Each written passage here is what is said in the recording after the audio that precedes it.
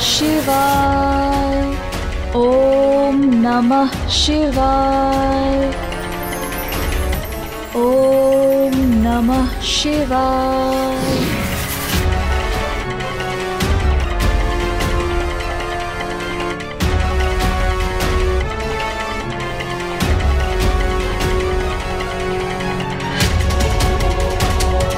আমি সুরক্ষিত।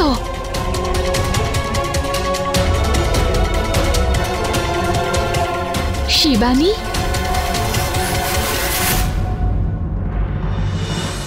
শিবানী, শিবানী, আমায় ক্ষমা করে দাও। আমি অন্যায় করে ফেলেছি। আমি তোমার সাথে কত খারাপ করেছি, তবু আমার প্রাণ বাঁচালে তুমি। আমায় ক্ষমা করে দাও। জানি না আমার কি হয়েছিল, পাগল পাগল হয়ে গিয়েছিলাম আমি পুরোপুরি। আমি এটা ভাবতেও কি করে পারলাম যে নাগার্জুন আমার হবে। খুব খারাপ আমি। আরে আমার বাঁচার কোনো অধিকার নেই, তবু তুমি আমার প্রাণ বাঁচালে। প্লিজ আমায় ক্ষমা করে দাও, প্লিজ আমায় ক্ষমা করে দাও। বন্ধ কর তোর এই নাটক রাগিনী। এখন আমি তোর কোনো কথায় বিশ্বাস করি না। আমি তোকে খুব ভালো করে চিনে গেছি রাগিনী। তুই তো এমন একজন যে কখনোই শুধরোতে পারে না। আর হ্যাঁ, যেখানে তোর প্রাণ বাঁচানোর কথা, তো তুইও আমার একবার প্রাণ বাঁচিয়েছিলি, আর তার বদলে আজকে আমি তোর প্রাণ বাঁচালাম। আজ আমি তোর সব ঋণ শোধ করে দিলাম। আর একটা কথা, আজকের পর থেকে তোমাকে তোমার আসল জায়গা দেখাতে আমাকে কেউ আটকাতে পারবে না। আর হ্যাঁ, আমার সঙ্গে তুই যা করেছিস তার জন্য যদি তুই 1000বার ক্ষমা চাস, সেটাও কম রাগিনী। এটা তো নিশ্চয় শুনেছিস যে এক নাগ নাগিনের জুটিকে ভাঙার চেষ্টা করলে ভয়ঙ্কর প্রলয় আসে। আর যদি এর পরেও এমন কিছু করার চেষ্টাও তুই করিস, তাহলে আর ক্ষমা নয়, তোকে আমি সেখানেই শেষ করে ফেলবো। আর হ্যাঁ, আর একটা কথা মন দিয়ে শুনে নে, রাজের থেকে দূরে থাকবি, একদম দূরে। বোঝা গেল?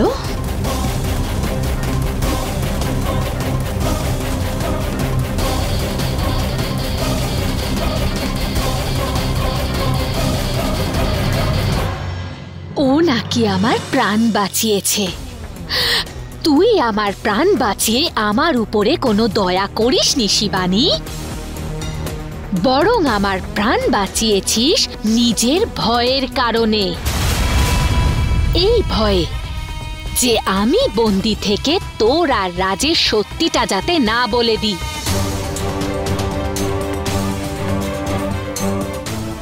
আর বাকি রইল খেলা। আমার খেলা তো সবে শুরু হয়েছে।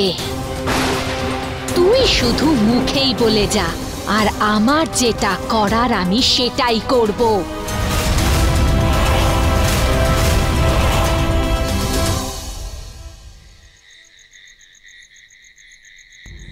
ওই বাবা তো নাগিনকে ধরে নিয়েছে, কিন্তু এটা অন্য কোনো নাগিন, ওই নাগিন নয় যে নাগিন বড় মালিককে মারতে চাইছে। কিন্তু অদ্ভুত ব্যাপার তো এটাই যে ওই নাগিন বাবার হাত থেকে পালিয়েছে। কিন্তু বাবার এটা সন্দেহ হচ্ছে যে এই কাজটা ওই সোনালী রঙের নাগিনেরই। সোনালী নাগিন আর একজন নাগিনকেও বাঁচালো, কিন্তু আসলে কে? হে ভগবান, নাগিন পালিয়ে গেছে। এর মানে হলো তো বিপদ এখনো পিছু ছাড়েনি। হে ভগবান, এই নাগিন যতক্ষণ আছে আর কি কি দেখতে হবে আমাদের, কিছু বুঝতেই পারছি না আমি। বাবা, এমন কি হয়েছিল যে ওই নাগিন বড় মালিকের পিছনে পড়ে আছে?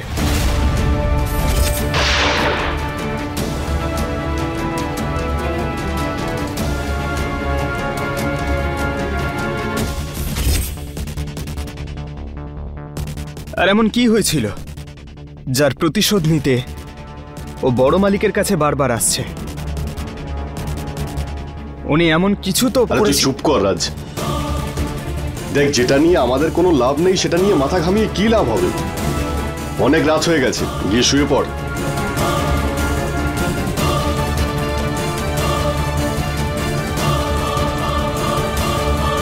মা, আমি জানি কোনো একটা বিষয় তোমরা আমার থেকে লুকোচ্ছ। বলো না। আরে আমি বাচ্চা নাকি? আমারও সবকিছু জানার অধিকার আছে। মা বলো। আরে বাবা, এরকম কিচ্ছু নেই। আমার মনে হয় তুই একটু বেশিই ভাবছিস। শুনলি তো বাবা কি বলছিল? আচ্ছা, এক কাজ কর, তুই যা আর গিয়ে ঘুমিয়ে পড়, আর কালকে আমরা কথা বলছি, ঠিক আছে?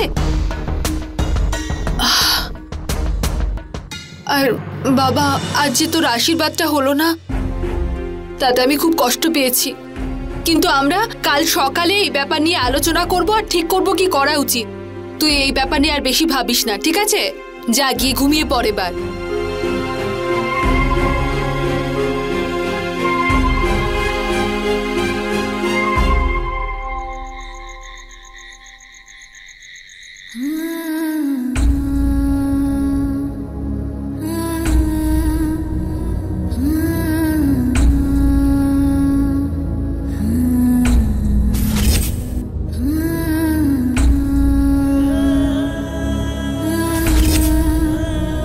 রাজ, আজ তুমি যেভাবে আমার দিকে তাকিয়েছিলে, আমি পরিষ্কার দেখতে পাচ্ছিলাম যে তুমিও আমার মতো খুশি নও। আজ আপনার মুখটা দেখে আমার সত্যি খুব খারাপ লাগছিল নন্দিনী ম্যাডাম।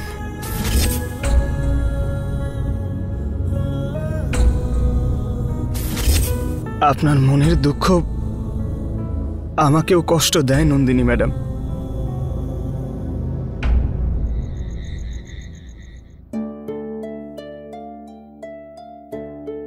নন্দিনী, আমাকে তুমি ভুল বুঝো না। আমি রাগিনীকে শুধুমাত্র রাজের জন্য বাঁচিয়েছি। আমি জানি আপনার এই দুঃখের জন্য আমি দায়ী, কিন্তু কি করব? আপনার মঙ্গলের জন্যই এসব করছিলাম। যদি পঞ্চশীল বাবার মন্ত্রের জন্য রাগিনী তার আসল রূপে চলে আসতো, তাহলে ও বদলা নেওয়ার জন্য রাজের সত্যিটা বলে দিত। আর যদি আনন্দ ঠাকুর এটা জেনে যেত যে রাজই আসল নাগার্জুন, তাহলে তুমি জানো যে ও রাজের সঙ্গে কি করত। এবার তুমি বলো প্রিয়া, আমার কাছে আর কি উপায় ছিল? কিচ্ছু না। কিন্তু আজকাল বড় মালিকের রাগ অত্যন্ত বেড়ে গেছে। ওনার হাব ভাব খুব একটা ভালো দেখায় না। এই মুহূর্তে যদি আমি বিয়ের জন্য না করে দিতাম, তাহলে হয়তো উনি আপনার অনেক বড় ক্ষতি করতেন। সেই জন্য আমি এসব করলাম। আমি বুঝতে পারছি শিবানী, সবটা বুঝতে পারছি। আর মহাদেবও সব বুঝতে পারছেন। তুমি ওনার পরীক্ষা নিচ্ছিলে না? দেখো তো, উনি এমন লীলা করলেন যে আশীর্বাদটাই ভেঙে গেল। এবার তুমি এটাকে মহাদেবের সংকেত বলবে না তো আর কি বলবে? কিন্তু মহাদেবের কৃপা দেখুন, যে উনি এই আশীর্বাদ আটকে দিলেন। তবে এতে মহাদেবের কি ইচ্ছে আমি তা জানি না। কিন্তু আমি শুধু এটাই চাই, যাতে আমি রাজের কাছেই থাকতে পারি। আমি আর রাজের থেকে দূরে থাকতে পারছি না প্রিয়া, না। যে দুঃখ আপনাকে কুড়ে কুড়ে খাচ্ছে, সেই দুঃখ আমাকেও কুড়ে কুড়ে খাচ্ছে। আমার মাথা একেবারে কাজই করছে না। যদি আমি এই পরিস্থিতিতে না থাকতাম, যদি আমরা দুজনে এক হতে পারতাম। তোমরা দুজন খুব তাড়াতাড়ি এক হয়ে যাবে শিবানী। সত্যি প্রিয়া? আর না তো কি, তোমরা দুজন দুজনকে মন থেকে এতটা ভালোবাসো, সমস্ত দেবদেবীকে যদি তোমাদের এই পবিত্র ভালোবাসার পরিণতি দেওয়ার জন্যে মর্তে আসতে হয়, তাহলে মহাদেব সেটাও সম্ভব করবেন। কিন্তু এইবার তোমাদের দুজনকে এক করেই ছাড়বেন।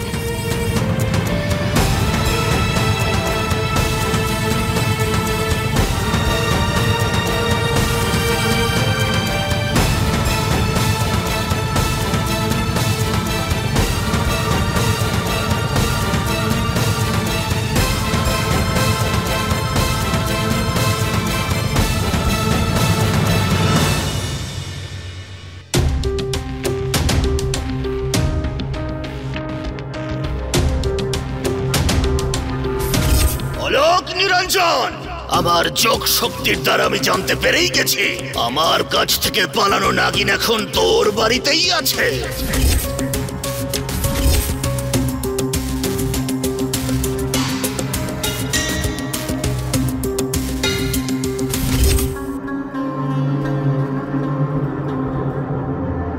কি হয়েছে তোমার?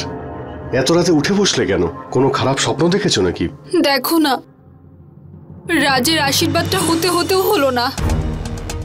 এখন এটা বুঝতে পারছি না এই সবের পিছনে ভগবানের কি ইচ্ছে রয়েছে। জানি না কেন বারবার কিন্তু আমার মনে একটাই চিন্তা আসছে যে এই আশীর্বাদটা না হয়ে খুব ভালোই হয়েছে। হয়তো মহাদেবের এটাই ইচ্ছে ছিল, তাই আশীর্বাদটা কোনো কারণে ভেঙে গেল। হ্যাঁ, আমরা দুজনেই তো জানি যে রাজ এই বিয়েতে একদম খুশি নয়। মিনা, আমি চাই না যে এই বিয়েটা আর হোক। এটাই ভালো হয়েছে বিয়েটা হওয়ার আগে এই সম্পর্কটা ভেঙে গেছে। যদি এই বিয়েটা হতো তাহলে হয়তো আমাদের রাজের কোনো ক্ষতি হয়ে যেত। তুমি তো আমার মনের কথা বললে, কিন্তু ওই গুরুদেব আর ওনার ভবিষ্যৎবাণী। আর আমি কোনো পুরোহিতের কথা শুনবো না। এবার আমরা সোজা আমাদের কুল পুরোহিতের কাছেই যাব। আচ্ছা, ওই শাস্ত্রী মশাই যিনি গ্রামের মন্দিরে থাকে? হ্যাঁ, ওনার কথাই বলছি। এবার উনি যা বলবেন আমরা সেটাই করব।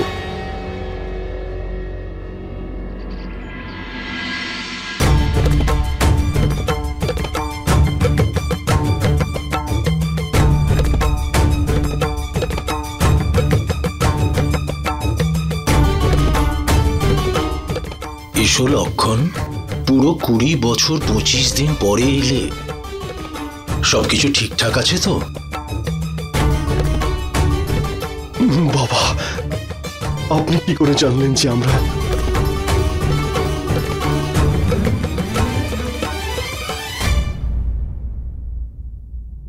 বাবা, চোখ তো মনেরই প্রকাশ, আর তোমার পরিবার আমার চোখের সামনেই বড় হয়েছে।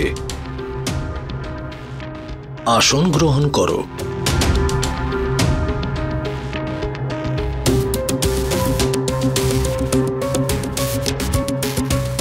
বাবা, তোমরা জীবনের নানা ওঠাপড়ায় জড়িয়ে পড়েছ, কিন্তু আমি এই বৃদ্ধ শাস্ত্রী, তোমাদের যাতে ভালো হয় আমি রোজই তার প্রার্থনা করি।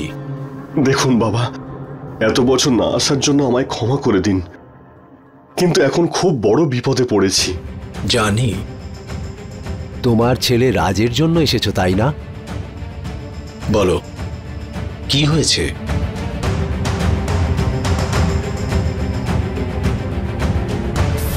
কিন্তু ওর কুষ্ঠিতে সংকটের কালো মেঘ। আপনি ওর বিয়ে দিতে পারেন।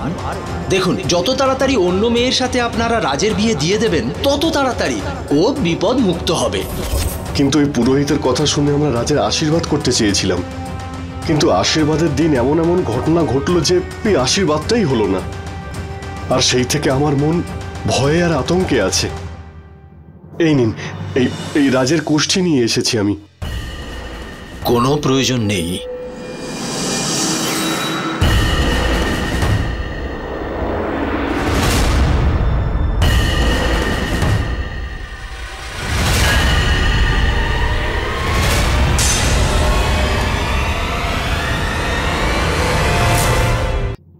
কাল যে রাজের আশীর্বাদটা হয়নি, তাতে খুব ভালো হয়েছে।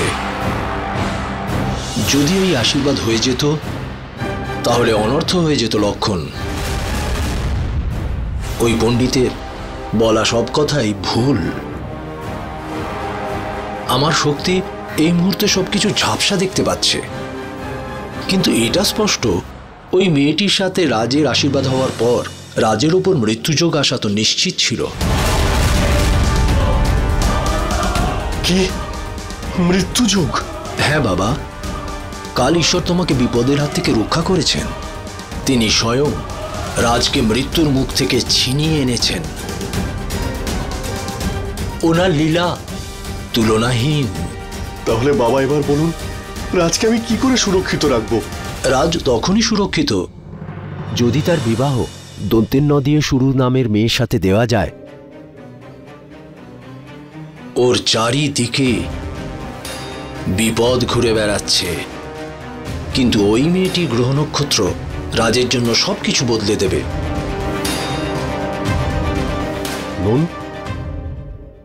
নোনা মানে নন্দিনী?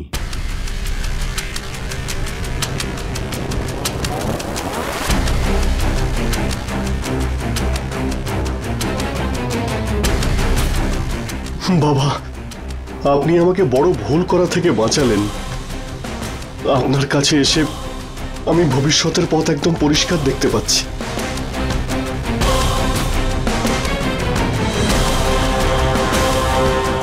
এখন যাই করবে লক্ষণ, তাড়াতাড়ি করো,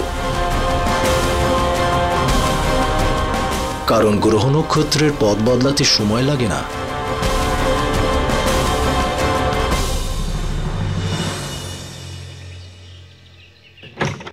নন্দিনী, নন্দিনী, নন্দিনী মা, তুমি কোথায়? তাড়াতাড়ি এসো। কি হয়েছে আন্টি? সব ঠিক আছে তো? রাজ! কি হয়েছে রাজের আন্টি? ও শিব মন্দিরের পিছনের পাহাড়ের দিকে চলে গেছে। ওর মন খারাপ ছিল, আমি ওকে অনেক আটকানোর চেষ্টা করেছি, আমার কথা শোনেনি, চলে গেল। কিন্তু আন্টি আপনি রাজকে? মা, আমার খুব চিন্তা হচ্ছে, আমার ভয় করছে ও উল্টো পাল্টা কিছু না করে ফেলে। আর ওর বাবাও তো এখন এখানে নেই। তুমি কিছু করো মা, প্লিজ প্লিজ, ওকে বাঁচাও।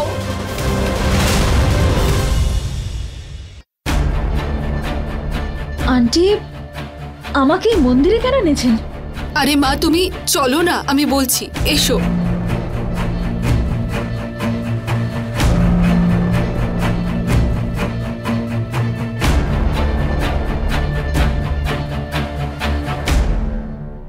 রাজ,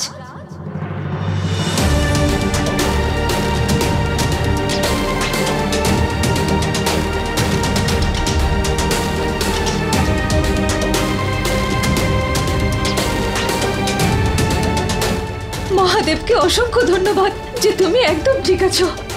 তুমি জানো আমি কি ভয় পেয়েছিলাম, আমার প্রাণটাই বেরিয়ে গিয়েছিল। নন্দিনী ম্যাডাম, আপনি? আর আমার কি হয়েছে? আমাকে তো মা বললো আপনার শরীর খারাপ, তাই আমি মন্দিরে চলে এলাম। কিন্তু রাজ, আন্টি তো বললেন যে আমি তোমাদের দুজনকে এখানে বাহানা করে ডেকেছি। কত চিন্তা করো তোমরা একে অপরের। মা, তুমি এটা একদম ঠিক করনি।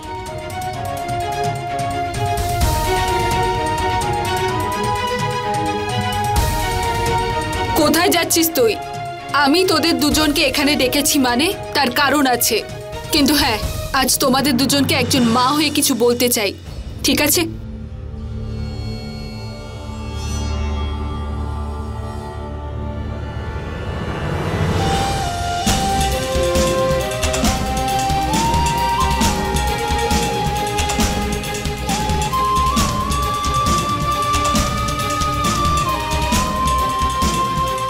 মা এসব?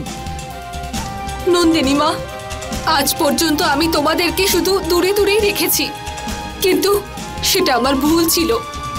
আর আজ সেই ভুলটাকে শোধরানোর সময় এসেছে। আমার এই রাজের ওর ভালোবাসা ফিরিয়ে দিয়ে।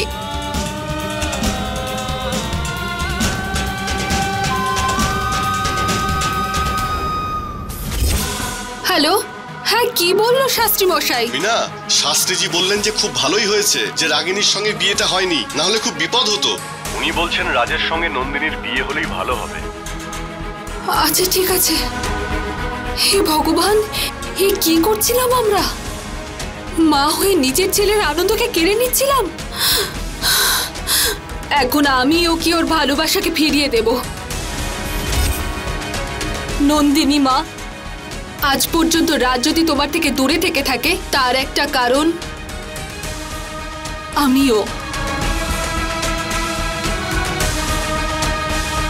অনেক সহ্য করেছে ও বাবা মায়ের জন্য, কিন্তু আমি আর ওর কোনো কষ্ট দেখতে পারবো না। মা, এবার আর তুমি না করো না, আর ওর জীবনে খুশি ফিরিয়ে দাও। তুই বড় মালিককে ভয় পাচ্ছিস তো? তাহলে একটা কাজ কর, পালিয়ে যা এখান থেকে। তুই তো সোহিনীকে নিয়ে অনেক দূরে চলে যা। কারণ বাবা, মালিকের এত বিশ্বস্ত হয়ে কি হবে যাতে একজন মানুষ চাকরে পরিণত হয়? হ্যাঁ, কিন্তু আন্টি, আপনি এটা কি বলছেন? আমি আর রাজ, আমি মা হয়ে আমি যখন বলছি তখন আর কারোর কথা শোনার দরকার নেই।